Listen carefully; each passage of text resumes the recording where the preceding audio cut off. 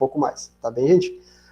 Pessoal, acho que de imediato, então, a gente já passa para o professor Alencar, que eu acho que o professor Alencar, além de ter disponibilizado tempo para dar essa palestra para nós, essa aula com nós, ele até está viajando. Eu acho que o professor Alencar parou no caminho para conseguir fazer a apresentação para nós, só para colocar para vocês o quão dinâmico é esse nosso amigo aqui, Alencar. Pessoal, uma breve apresentação, vou deixar para o Alencar conversar com vocês, mas assim, ó, eu já quase considero o Alencar, o professor Alencar, como professor UFSM/IFAR, porque ele está sempre presente com nós aqui em quase todos os eventos, ele sempre está totalmente disponível.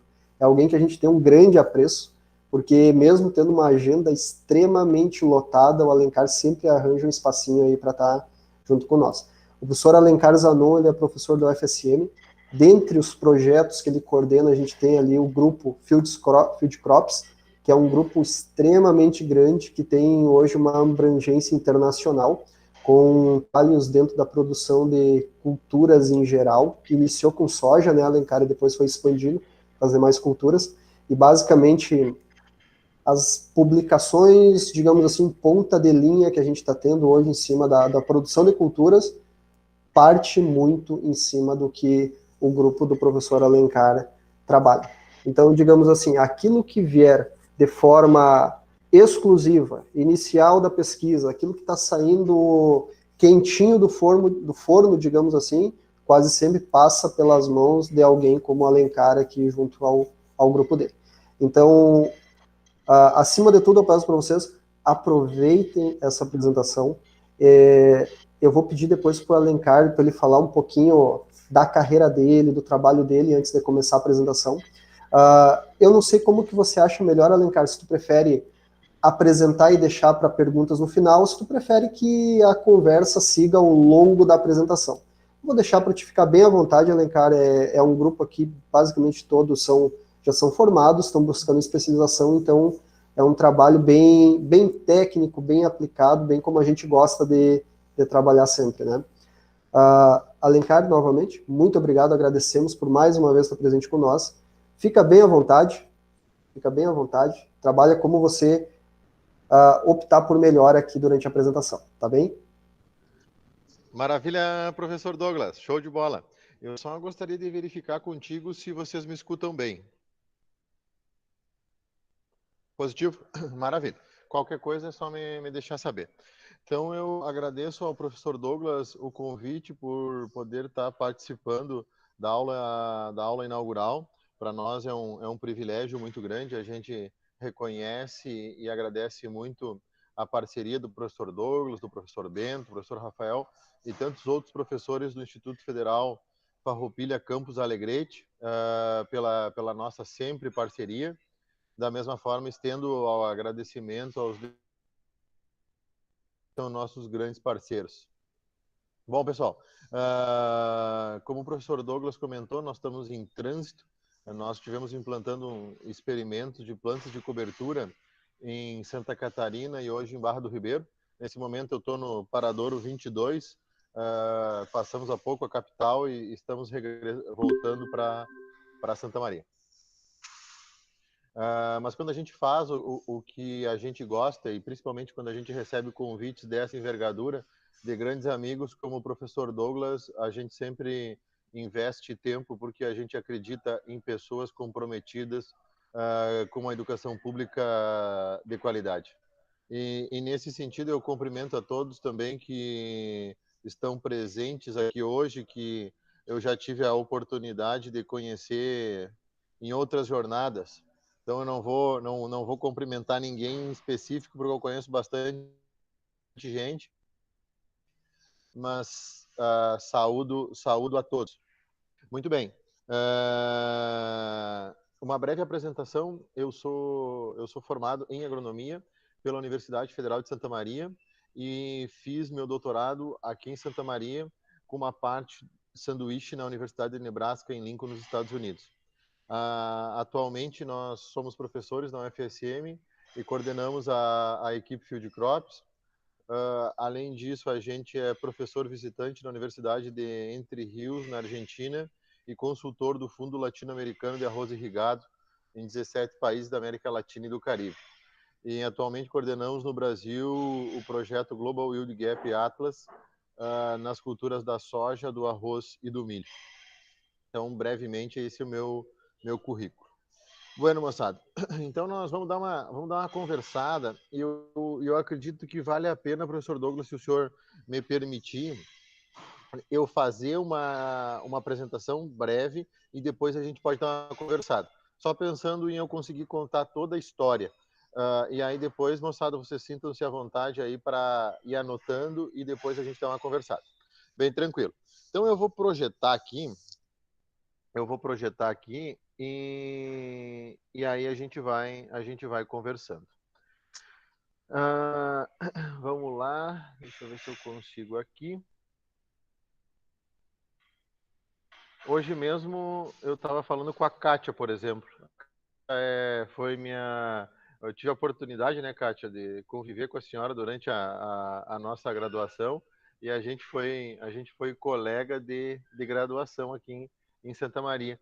Observo também o Silvio, que quando eu entrei estava se apresentando.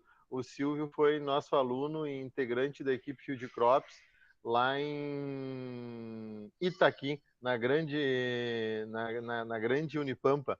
Então, tenho velhos conhecidos nessa turma. Felicito todos vocês pela aprovação no nosso curso. Maravilha. Eu só gostaria, professor Diego, que o senhor me confirmasse, porque a partir de agora eu não consigo mais ver o público, se vocês estão enxergando a minha apresentação. Tá certinho, Alencar. Uhum. Show de Tudo bola. ok. Show de bola. Perfeito, professor. Muito obrigado. Bom, pessoal, o nosso foco hoje é dar uma conversada sobre caminhos para o aumento da produção de alimentos. Então, como o professor Douglas falou, a gente vai trazer um viés bem aplicado. E o que a gente vê hoje no dia a dia, pensando em lavouras de produtor e também o que a gente consegue ver nos principais periódicos científicos. Hoje nós tivemos aí a satisfação de ter um artigo aprovado no Agronomy Journal, ou seja, até a chancela da comunidade, da Sociedade Americana de Agronomia, isso significa muito. Esse é um trabalho do Michel, que está aqui também, do nosso lado,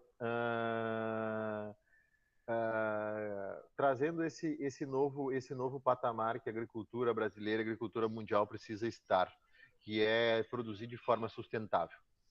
Então é isso que a gente vai trazer a partir de agora. A nossa storytelling está baseada em 4 grandes pontos. O primeiro é, por que nós precisamos produzir mais alimentos? Essa é a primeira pergunta. A segunda pergunta, ou dúvida, ou afirmação é, os caminhos para nós produzir mais alimentos. Aí depois, um exemplo prático de como vocês, que vão ser especialistas em plantas de lavoura, como vocês podem, de uma forma muito simples, fazer isso acontecer sem inserir insumos dentro da agricultura, apenas com conhecimento. E no final eu apresento para vocês um projeto que nós acreditamos que vai ser a maior revolução da sojicultura brasileira, que nós intitulamos Soybean Money Maker, ou seja, produzindo e ganhando dinheiro com a cultura da soja. Como o professor Douglas comentou, a gente acredita muito em conhecimento e nós não falamos as nossas opiniões, ou o que a gente acredita, ou o que a gente acha. Toda a nossa conversa é baseada em conhecimento científico. Então, nós prezamos muito por ciência e nós pautamos a nossa conversa de hoje à noite, nessa aula inaugural, em ciência. Muito bem. Então, respondendo à primeira pergunta, por que nós precisamos aumentar a produção de alimentos? Se nós olharmos essa figura aqui, no eixo Y, nós temos a população mundial e no eixo X, nós temos os anos. Vou colocar um ponteiro aqui. E o que a gente pode observar?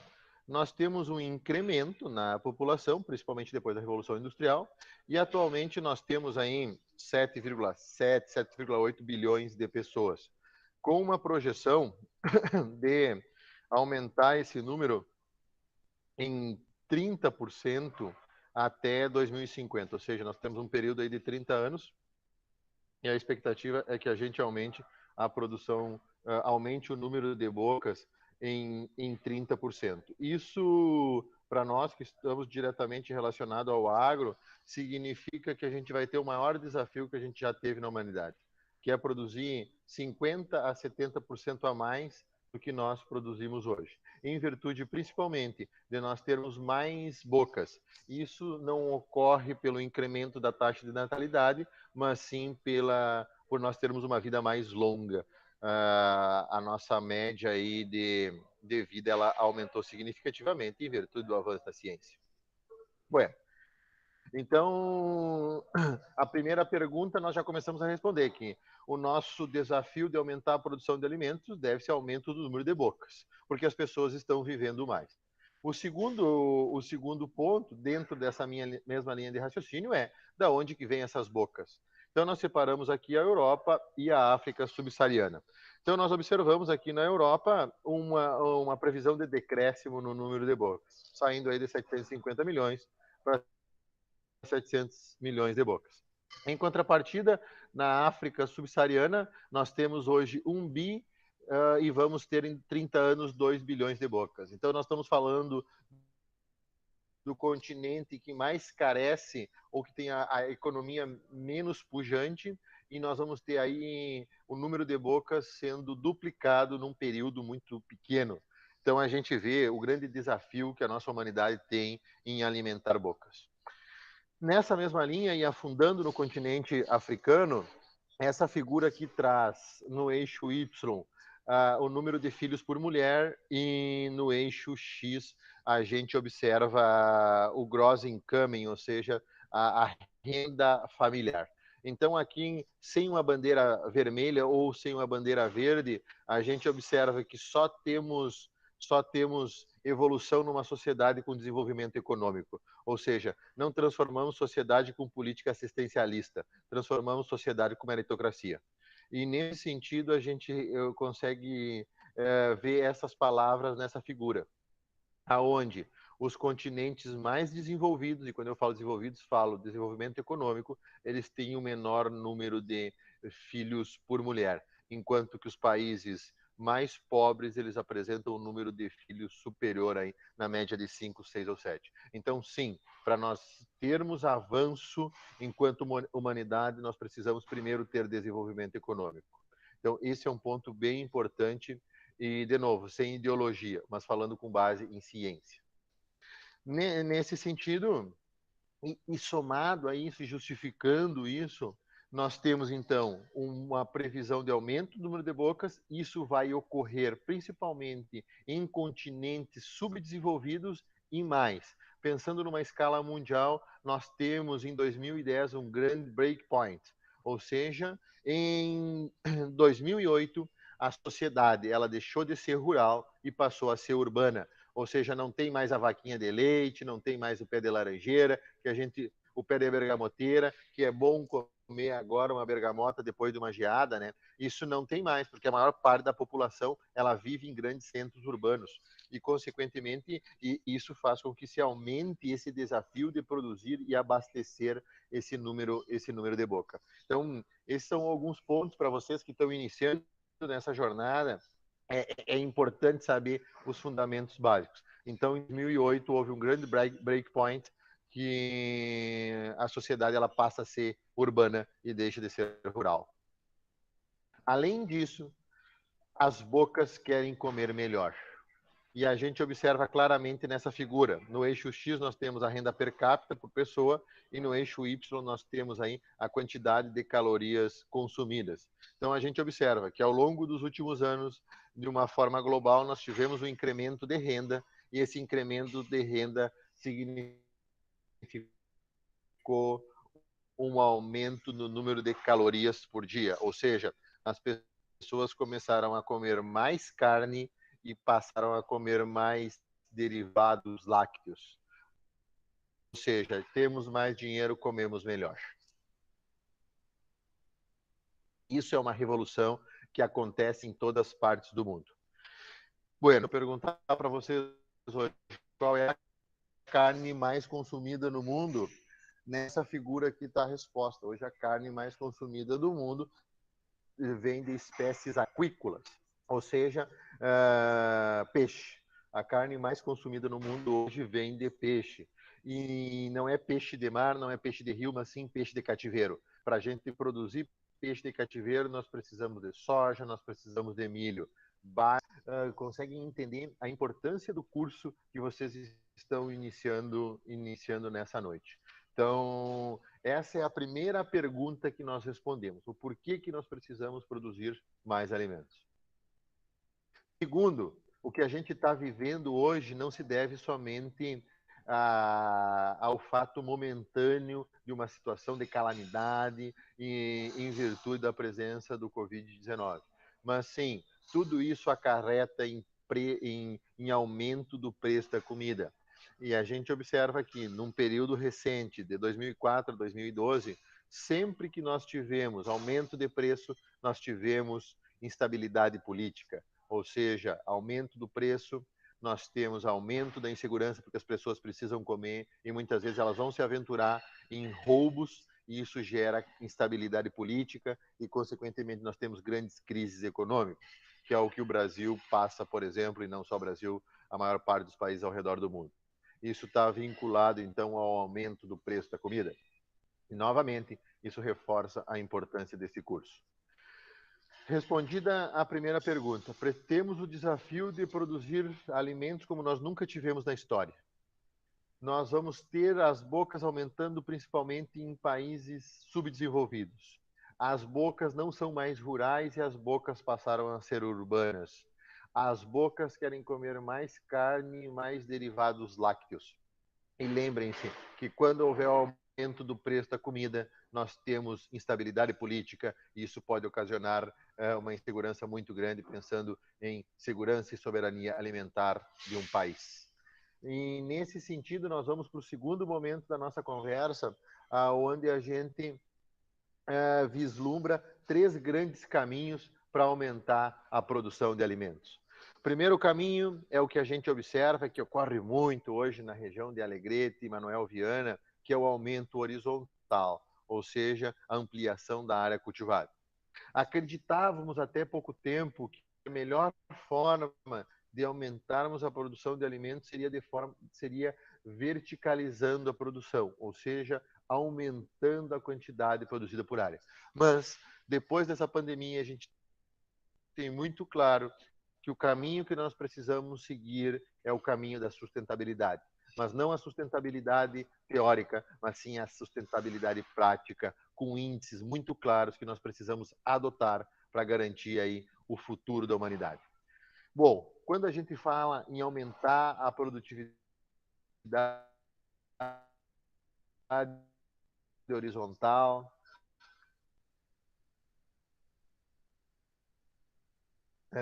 a gente está falando desse... Nós tivemos a divisão que está nos da África do Sul crescendo uma pujança muito grande de alimentos, mas isso significa que a gente dá tchau de forma definitiva para muitos elefantes e para muitos leões. E talvez não seja esse o caminho que a gente gostaria de adotar. Da mesma forma, a gente esteve aí no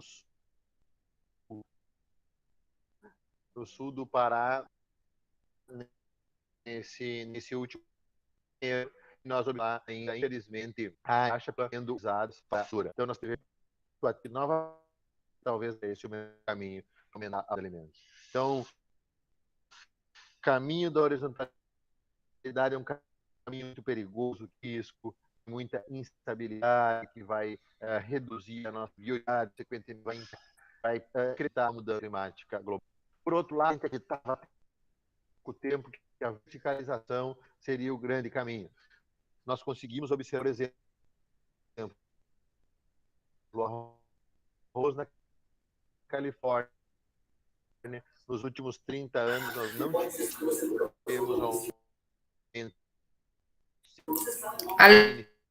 Alencar, desliga a tua câmera que eu acho que melhora, tá travando o teu áudio. A gente olhar no Nordeste, a gente São Igor, show, obrigado.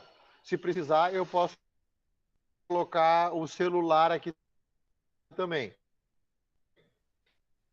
Ai, perdeu a conexão. Oi, Alencar, tá escutando?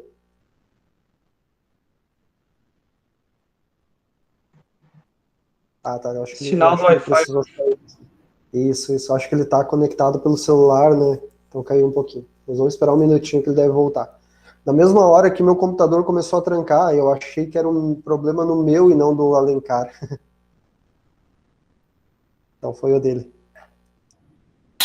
Professor, só uma Claro. pergunta. A aula inicia às 19 e qual é, assim, tem um tempo ou... O tempo que a gente tem, digamos assim, considerando o turno de trabalho, seria das 19 até as 22h30, certo? Se começa às 19h30, vai até as 23. Como a gente puxou meia hora do nosso horário normal do campus, seria das 19 às 22h30. Porém, logicamente que isso vai depender sempre do trabalho que o professor desenvolver com vocês. Pode acabar antes, dependendo da palestra, do desenvolvimento da apresentação, ou pode ir até o horário. Mas isso a gente deixa um pouco aberto e de acordo com a necessidade do professor. Ok. Tá, Katia? Obrigada. Enquanto o professor Alencar retorna, pessoal, vocês ficaram com alguma dúvida quanto àquilo que a gente apresentou, quanto ao curso em si, como o formato das disciplinas? Fique à vontade. Ele já retornou, Douglas. Já retornou? Ah, beleza. Tranquilo. Oi, Douglas. Eu tô pelo celular agora. A minha voz tá pelo celular. Aí tá no 4G. Eu vou tirar minha câmera aqui e vou deixar só a apresentação para ver se ela consegue rodar. Eu acho que aí vai conseguir rodar. Melhorou até meu som, né? Tá perfeito o som. Tá ótimo. Show de bola. Vou compartilhar a apresentação de novo aqui e eu acho que agora beleza. Vai funcionar melhor. Tranquilo, Alencar. À vontade.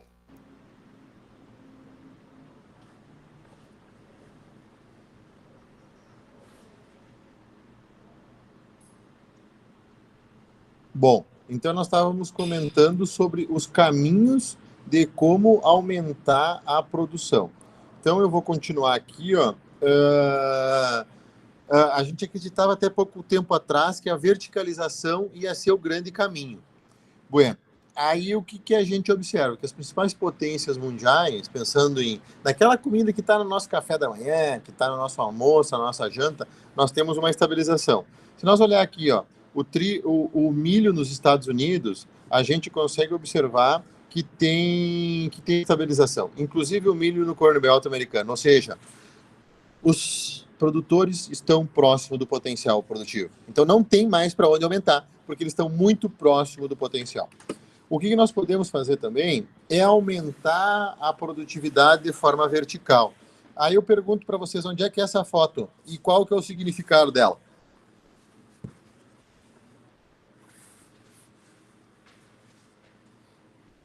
Não sigo se alguém não me responder.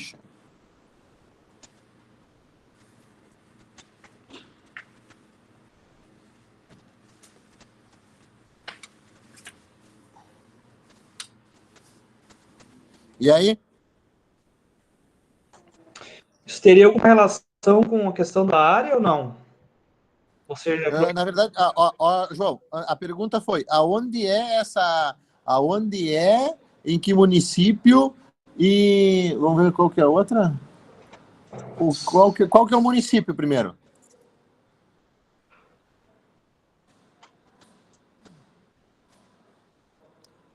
Tu é natural da onde, João? Alegrete. Muito bem, respondeu, rapaz. Nota 10 para ti, hein, cara? Excelente, João. Eu vi isso que aqui é Alegrete. Né, mas, enfim. Isso aqui não, para aí, não. Em Alegrete, João, em Alegrete. Isso aqui é no Rincão. O que eu quero mostrar para vocês? Que nós estamos verticalizando a produtividade e esse aqui, ó, é um formato de produzir utilizando, por exemplo, irrigação. Aqui, esse palanque está dessa forma aqui porque o solo é um solo muito raso e não deu para cravar o palanque. Então, esse palanque está nesse formato em virtude disso. Professor Douglas, que é do interior de Faxinal do Soturno, se pegar a parte do cerro, né, professor? nós tínhamos umas situações similares a essa. Então, essa é uma verticalização que depende de uma quantidade de recursos de fora relativamente grande. Tem que botar um pivô, tem que trazer energia, tem que fazer rodar esse pivô. Então, é uma forma de nós estarmos verticalizando, mas nós temos que entender o que significa essa verticalização. Então, aqui nós temos um exemplo de Alegrete, dessa safra. Essa área aqui, nós tínhamos um ensaio de cultivares, produziu, a média da lavoura foi 75 sacos por hectare. Então, esse é um formato. Mas o que a gente acredita, senhores e senhoras, é que nós temos que produzir com sustentabilidade. Para isso, nós precisamos inicialmente determinar qual que é o potencial produtivo a nível da lavoura, ou seja, conhecer o quanto que uma lavoura pode produzir. Segundo, entender que o máximo lucro e a máxima sustentabilidade vem quando o produtor está colhendo na faixa de 70% a 85% do potencial produtivo. E que nós temos aqui uma produtividade média que está distante da potencial e também desses 70% a 85% do potencial produtivo. Então, nós temos aqui uma lacuna de produtividade. E aí, o que nós... Quando eu digo nós, moçada, entendam-se vocês. Vocês são os grandes jogadores nesse momento que estão na prática, nas diferentes frentes de atuação, no Grupo Ceolim,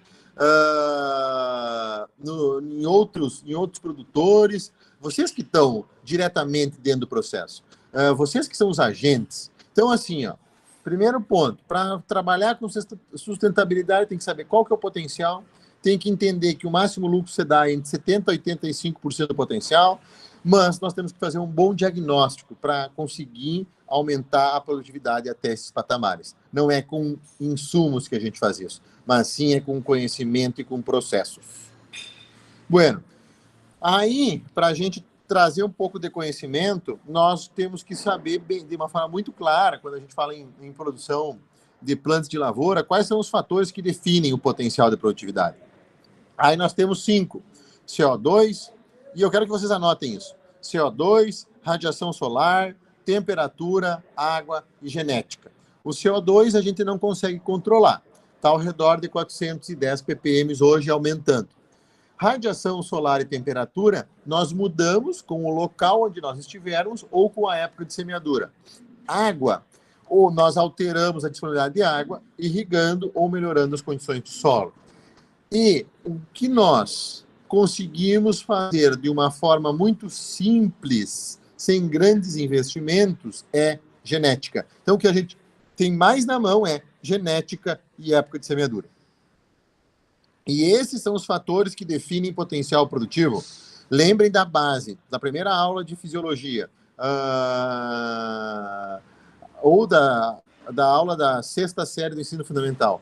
A fórmula da fotossíntese é CO2 mais água na presença de radiação solar, forma C6H12O6 mais oxigênio.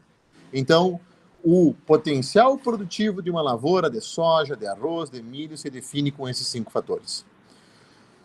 Os fatores que limitam são água e nutrientes. Vamos pensar numa condição que tu não tem um pivô, a quantidade de água vai determinar o potencial produtivo limitado por água.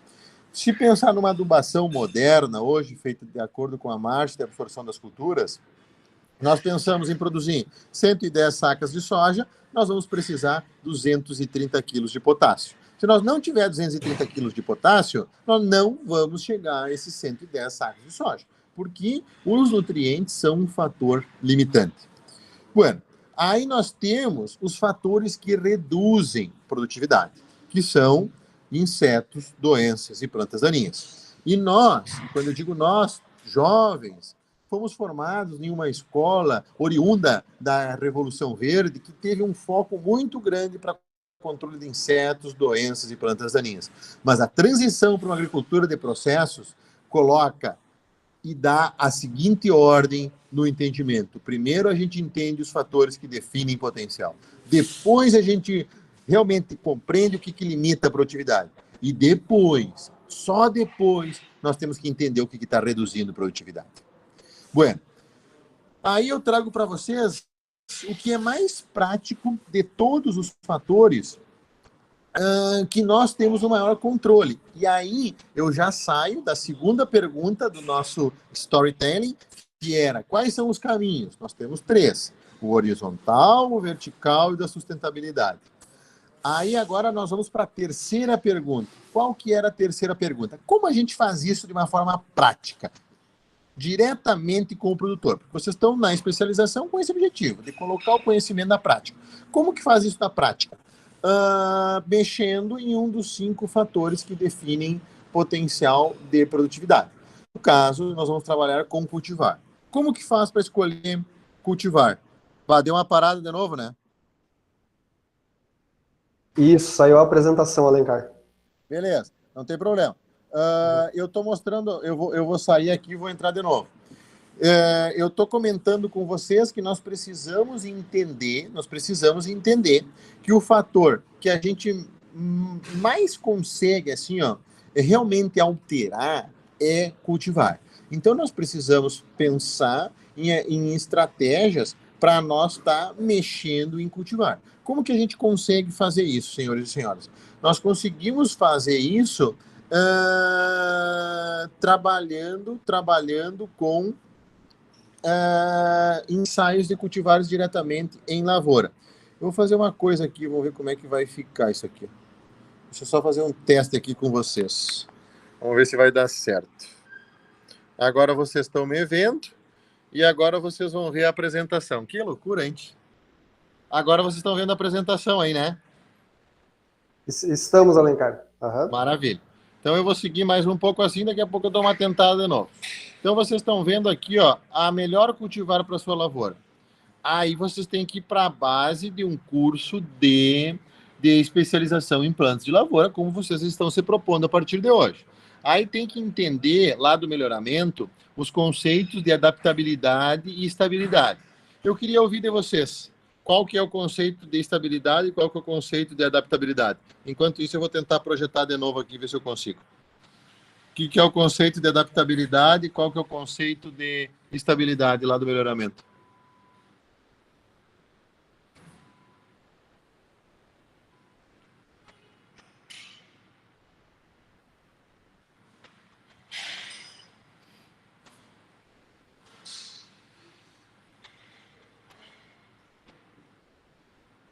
E aí, pessoal, qual que é o conceito? O que significa adaptabilidade e o que significa estabilidade? Só aí é das aulas de melhoramento genético. Enquanto isso, eu estou tentando abrir aqui a minha apresentação. Estabilidade produtiva é quando ela vai manter uma produtividade por mais de um ano, né? Aí ela se mantém estável, ela tem uma estabilidade produtiva já. E adaptabilidade? Seria se adaptar, né, à região. Por exemplo, o exemplo da soja, tem muitas cultivares que não são adaptáveis aqui, por exemplo, para a nossa região da fronteira oeste, né? Que são mais lá para o centro. Seria mais ou menos assim. Não força, né, Alencar? Faz tempo que eu fiz essa disciplina aí. Que tal? Isso aí, Catiele, show de bola. Muito obrigado pela resposta. Eu acho que agora eu vou continuar, eu vou conseguir projetar aqui. Não sei se vai dar certo ou não. Vamos ver aqui se vai dar certo a minha projeção. Mas é basicamente isso aqui, ó. Apareceu aí que eu estou participando. Vamos ver, eu acho que vai dar. Professor Douglas, só me confirma aí se vai dar ou não. Ainda não, Alencar, mas acho que está carregando. Show. Enquanto... Vamos ver se...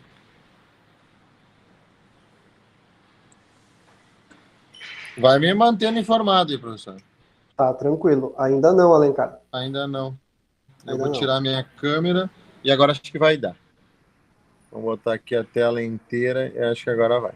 A Catiele colocou uma explicação muito boa de conceito de adaptabilidade e estabilidade. Ou seja, estabilidade é aquela cultivar que a gente coloca em diferentes condições e que ela vai ir relativamente bem. Ou seja, tu bota ela numa área filé, ela vai relativamente bem. Tu bota ela numa área carne de pescoço, ela vai relativamente bem também. Então, isso é característico de um material estável, ou seja, em diferentes condições ela apresenta estabilidade. Uma cultivar com adaptabilidade é aquela cultivar que, se tu botar ela no ambiente bom, ela explode em produtividade. Explode em produtividade. Se colocar ela no ambiente ruim, ela vai muito mal.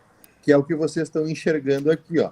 Ambiente favorável, a cultivar com estabilidade, ela vai mais ou menos. A cultivar com adaptabilidade, ela vai muito bem. Se nós for para um ambiente desfavorável, tu coloca uma cultivar com adaptabilidade, ela vai muito mal, porque ela não teve ambiente.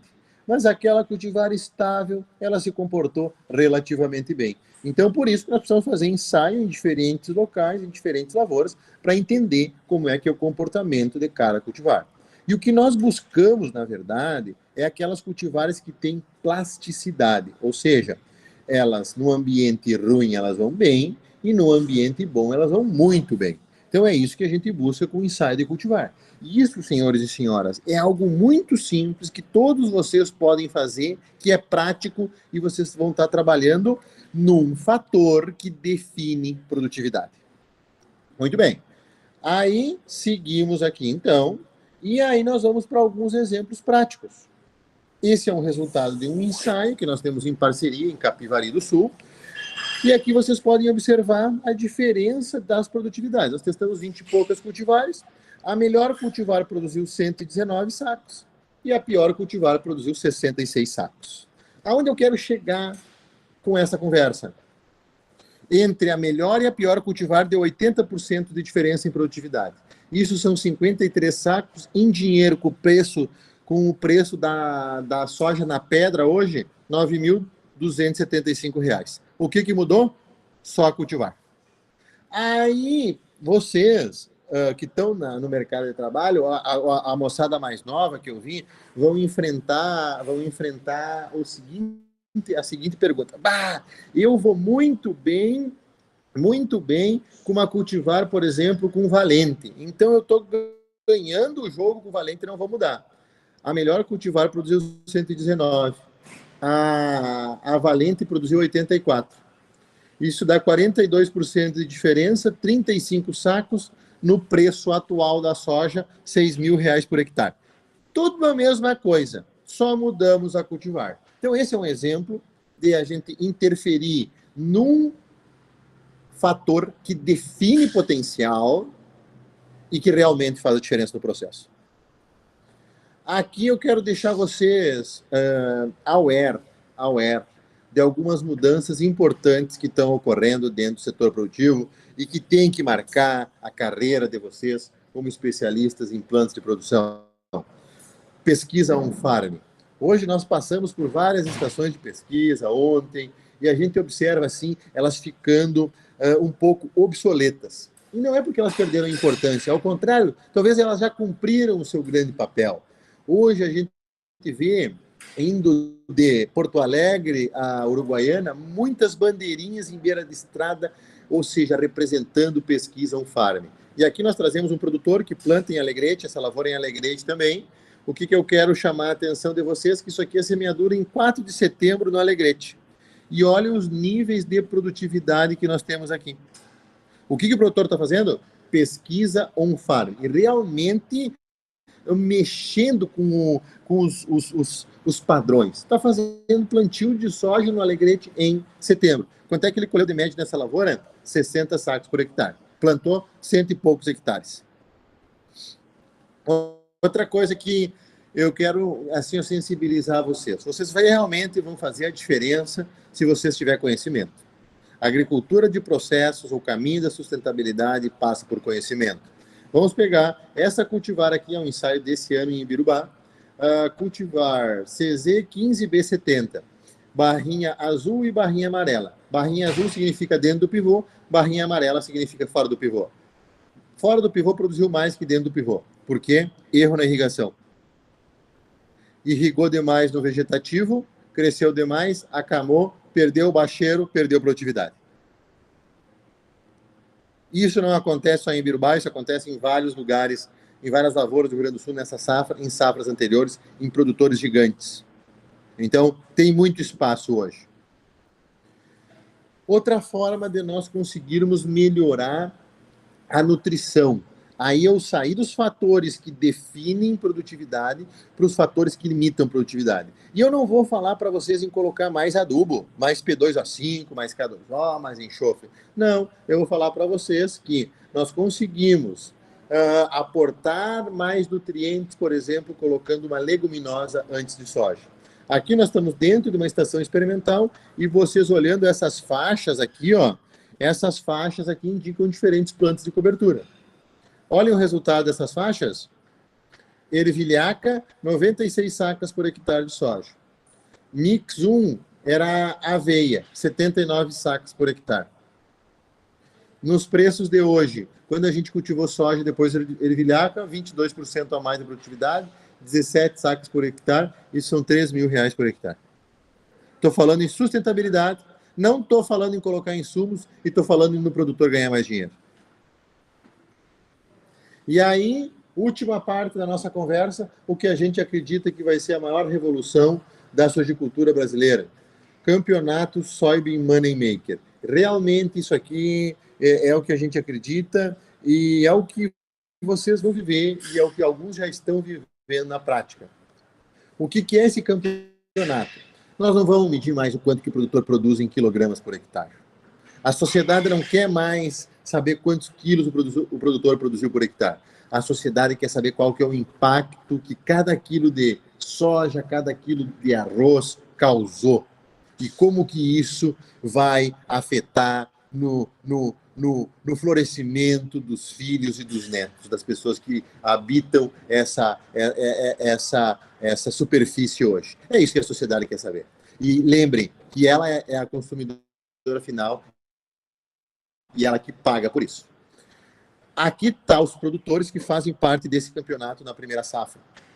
Então, nós escolhemos produtores, estamos avaliando lavouras, e aí nós estamos medindo vários parâmetros que são muito importantes e que vocês, moçada, vão viver no dia a dia, ou já vivem. Quem está na barreira já está vivendo. E aqui eu trago a primeira grande revolução. Nós não queremos mais saber quantos quilos você produz por hectare. Hoje a sociedade quer saber quantos quilos de CO2 é emitido por quilo de grão produzido. E vocês, como os futuros especialistas em plantas de lavoura, é com isso que vocês vão trabalhar, moçada. Hoje nós temos grandes projetos a nível de Brasil que já não são mais de laboratório, não são mais de IFE, de universidade, de grupo de pesquisa, de equipe de pesquisa, estão na lavoura do produtor, onde o produtor está sendo remunerado pela eficiência que ele tem. Dados. Produtividade da água. Eu não trouxe o nome dos produtores porque não é o foco. Mas aqui eu trago alguns exemplos de lavouras de soja no Rio Grande do Sul e em Santa Catarina da safra 2021. Observem essa figura. Produtividade da água, ou seja, quantos quilos de grão de soja foram produzidos por milímetro de água. Nós temos o melhor produtor com 1 milímetro de água produzindo 16 quilos de grão de soja e o produtor menos eficiente com 1 milímetro de água produzindo 3 quilos de grão de soja. É isso que vocês vão mensurar, moçada. É isso que vocês precisam estar preocupados. Então, muita atenção com esses índices que vão muito além de quilogramas por hectare. Aqui nós temos a lucratividade. O produtor está interessado, vocês precisam fazer a diferença fazendo o produtor ganhar mais dinheiro. E aqui nós temos alguns exemplos dessas lavouras. E aqui nós temos, moçada, um outro grande paradigma, que é a produtividade que a gente consegue alcançar em lavouras comerciais de soja. Nós acompanhamos a colheita de dentro da gabine do produtor, na maior parte das lavouras, e nós chegamos a esses níveis de produtividade.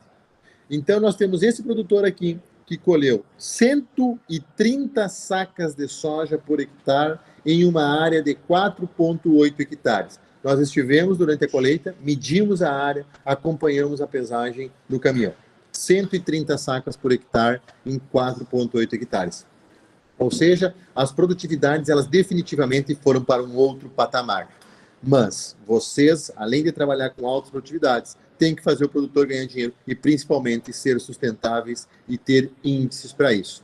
Esse campeonato, ele se propõe a criar índices de sustentabilidade ambiental, levando em consideração parâmetros como quanto de CO2 se emite a cada quilo de grão de soja, de milho, de arroz produzido, qual é a produtividade da água e, assim, outros índices que realmente dão um norte para dizer aonde nós temos sustentabilidade e aonde que nós temos que melhorar o manejo.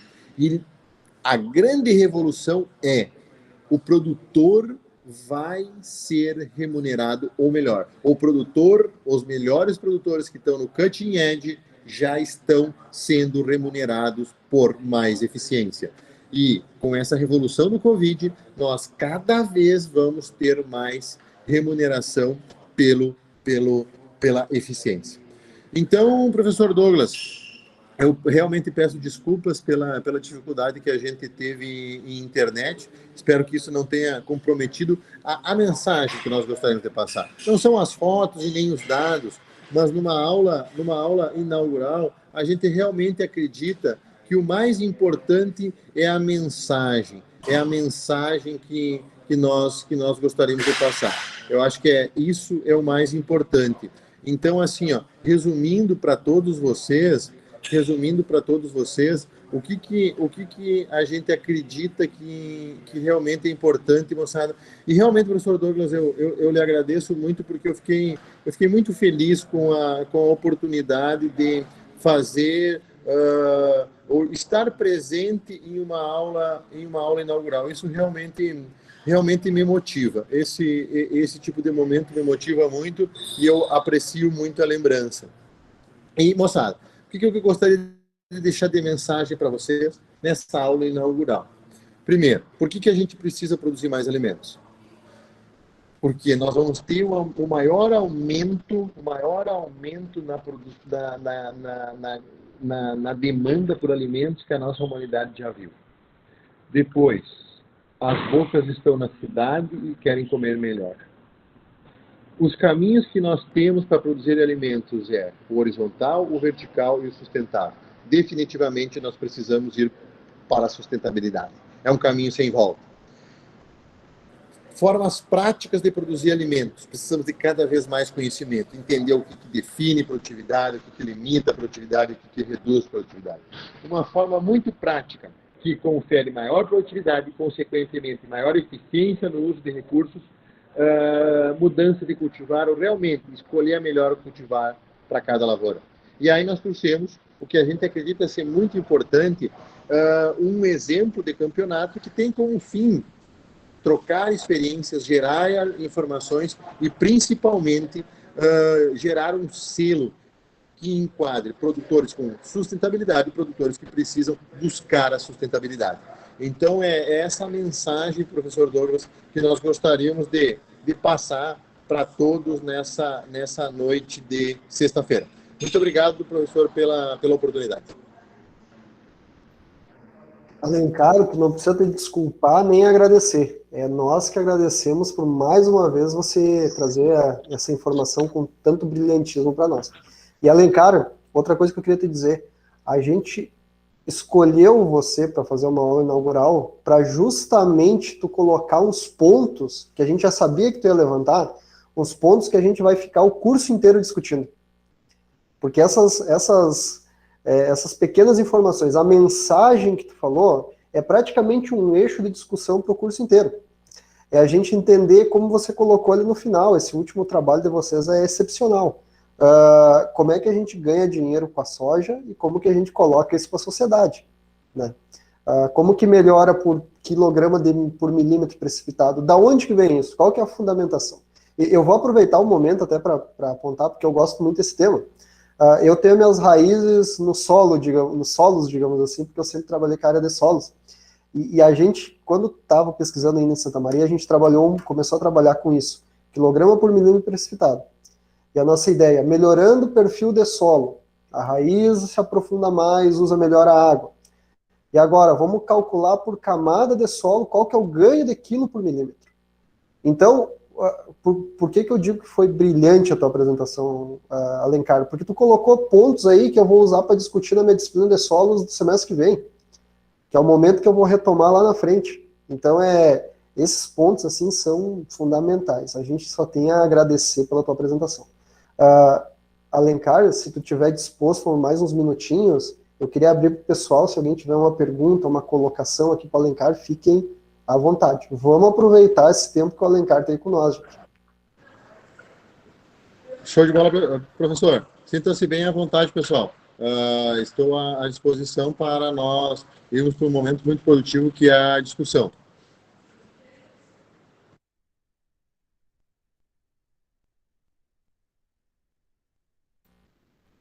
Fiquem à vontade, gente. Qualquer apontamento será bem-vindo. Uma das coisas, né, Alencar, ali em relação às culturas de cobertura, que a gente tem algumas ideias que são bem conservadoras quanto à cultura antecessora, quanto ao nitrogênio na soja, todo esse ponto, né, como você apontou ali, que a melhor cultura antes da soja foi a ervilhaca, né?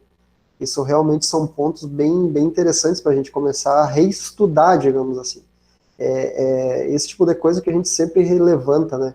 A fertilidade do solo, o manejo do solo, eles impuseram algumas coisas, algumas informações extremamente relevantes. Porém, o melhoramento genético trabalhou muito nesses últimos anos. Há muitas informações que vale a pena ser reestudadas para a gente reentender se não tem alguns pontos que a gente consegue modificar daquele manejo básico, né? Como que é feita a adubação, qual que é as culturas antecessoras que melhor dão resultado em tal cultivar. E isso tudo pode ser reestudado, isso tudo pode ser remanejado, porque a gente teve uma modificação genética gigantesca nos últimos anos. E isso, de uma forma ou de outra, vai afetar o manejo da produtividade. Perfeito, professor Douglas. Eu acho que essa é uma colocação muito importante. Por exemplo, hoje nós tivemos um paper aceito no Agronomy Journal, que teve origem na tese do Michel, que é um trabalho feito em 2017, 2018, 2019, e provavelmente nos próximos dias ele deve estar já disponível para a sociedade mundial a leitura. Mas ele é um resultado de 3 anos atrás, ou seja, um paper que vai ser uma verdade daqui a uns dias é fruto de um resultado de 3 anos atrás. Ou seja, a verdade ela é verdade quando ela for publicada. Logo depois ela já passa a não ser mais verdade. Ou quiçá até no momento que ela for publicada ela já está um pouco defasada. E um exemplo que eu gosto de sempre contar é lendo a dissertação, provavelmente dos maiores melhoristas que nós tivemos de soja no Rio Grande do Sul, o Serginho Rubim, e essa dissertação ela está disponível na biblioteca do CCR, ou é um artigo publicado na Pesquisa Agropecuária Gaúcha em 1996, se vocês buscarem por Rubim e colaboradores, 1996, ele diz o seguinte, mas entre parênteses, ele desenvolveu a cultivar Fepagro RS10, que de 1996 a 2000 ocupou 60% da área de soja no Rio Grande do Sul. Então, eu estou falando de 1,5 milhão de hectares. Aí, assim, né, pessoal, quando a gente fala desse tipo de pessoa que realmente fez a coisa, que mexeu o doce, a gente tem que, no mínimo, respeitar os caras e tudo que eles disserem, a gente tem que ponderar muito, né, porque não é uma opinião. Não, é um cara que desenvolveu uma cultivar que ocupou 1,5 milhão de hectares no Rio Grande do Sul, na época que se cultivava um pouquinho mais de 3 milhões de hectares. E lá na dissertação dele está escrito que, e no artigo publicado na PAG, Pesquisa Agropecuária Gaúcha, está escrito que provavelmente estávamos próximo do potencial produtivo.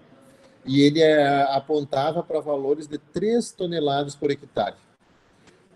Se passaram não muitos anos, se passaram 20 anos, e hoje a gente tem um potencial de produtividade, com um artigo também publicado agora em 2021 no Agronomy Journal, a dissertação do Eduardo Lago também está aqui do meu lado, que aponta que o potencial de produtividade de soja é 6 toneladas por hectare no Alegrete. Então, nós dobramos o potencial produtivo em 20 anos. Isso é a prova e ratifica o que o professor Douglas falou.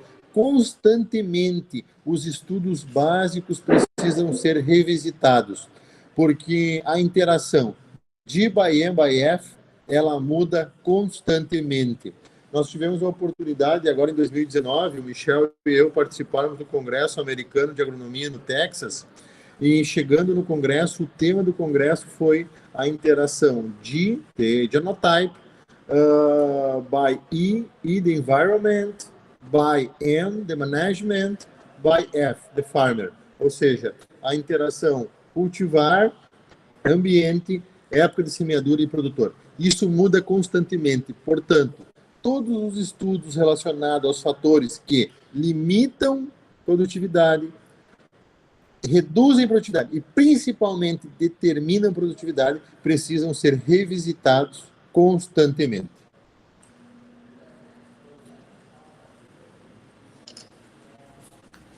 Perfeito, Alencar. Por isso que eu falei, tu colocou tópicos, pontos aqui que nós vamos utilizar até o fim do curso.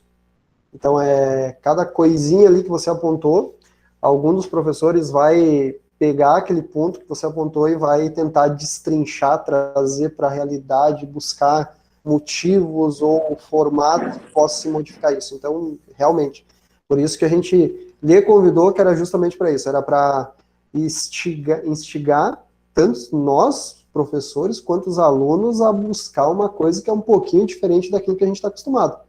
É aquele passo que vai além, é uma coisa que a gente estava conversando antes ali, antes de você entrar, Alencar, com o professor Airan, que é aquele ajuste fino na lavoura, que a gente conhece o básico, tem trabalhado, mas tem aqueles ajustes finos, que é aquilo ali que realmente vai ou melhorar a produtividade, ou especialmente aumentar o lucro do produtor, que é o que a gente quer, o que a gente precisa, né?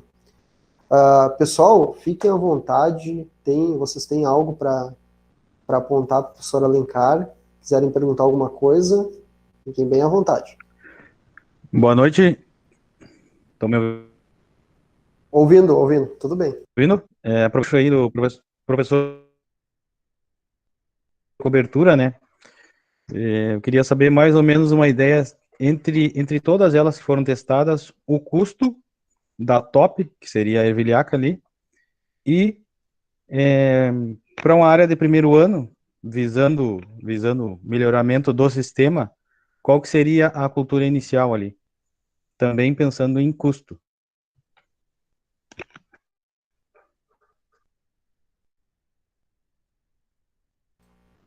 Desculpa, Alencar, acho que está sem som.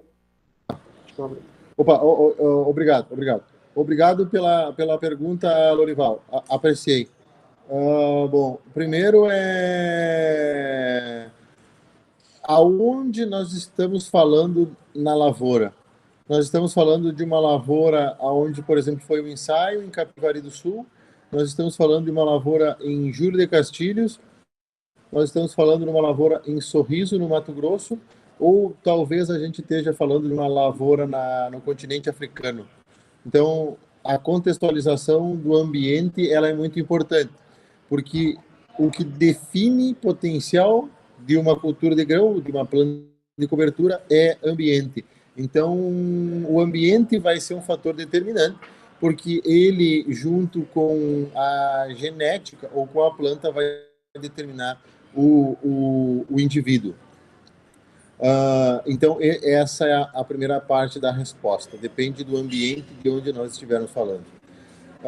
Segundo, nós temos que pensar em qual é a planta que vai vir depois da nossa planta de cobertura.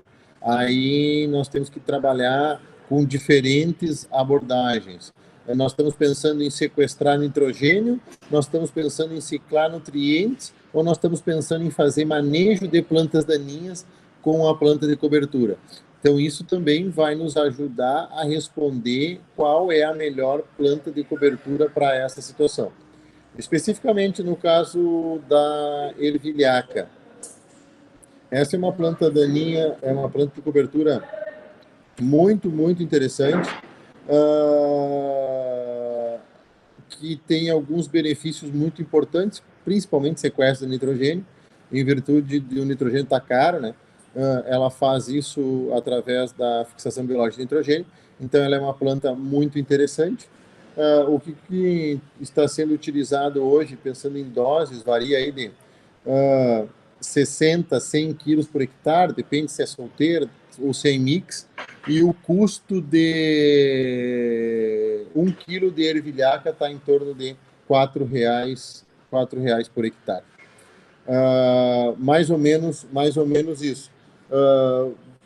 Recebemos uma mensagem aqui no grupo, já aproveito que eu estou com a palavra, professora Airan. Que tal, professor? Tranquilo? 100%?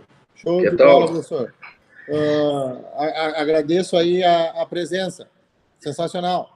Muito obrigado. Aguardamos aí a sua visita aí, como falei. Abraço e desculpa uma saída precoce, mas quem tem filho pequeno tem que, pelo horário, tem que dar uma atenção agora.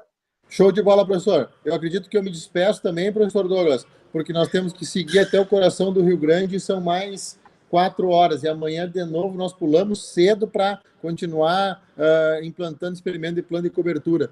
Então, se o senhor me permitir, professor, eu sigo viagem também junto com o professor Aira.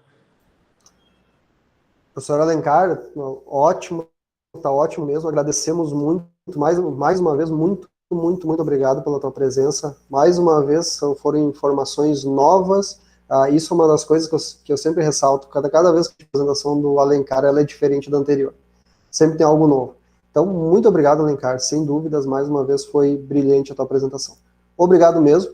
Da mesma forma que tu está sempre disponível para nós, o que tu precisar aqui do IFAR, do Campus Alegrete, está disponível para ti. Fica à vontade, quando precisar de alguma coisa, é só entrar em contato com nós. Boa viagem e bom trabalho que segue amanhã. Show de bola, professor Douglas. Eu realmente agradeço a oportunidade, para mim foi um privilégio muito grande. Eu realmente apreciei o convite de participar dessa aula inaugural. Parabéns, professor, pelo trabalho que o senhor faz no IFAR em Alegrete. Continue sempre com esse entusiasmo, com esse trabalho e com o comprometimento com o setor público, oferecendo um serviço gratuito e de qualidade. Valeu, moçada. Eu desejo a vocês um excelente curso. Com certeza vocês têm excelentes professores. Se dediquem bastante que vocês irão colher frutos no curto, no médio e no longo prazo. Um forte abraço a todos e uma excelente noite. Abraço, Alencar.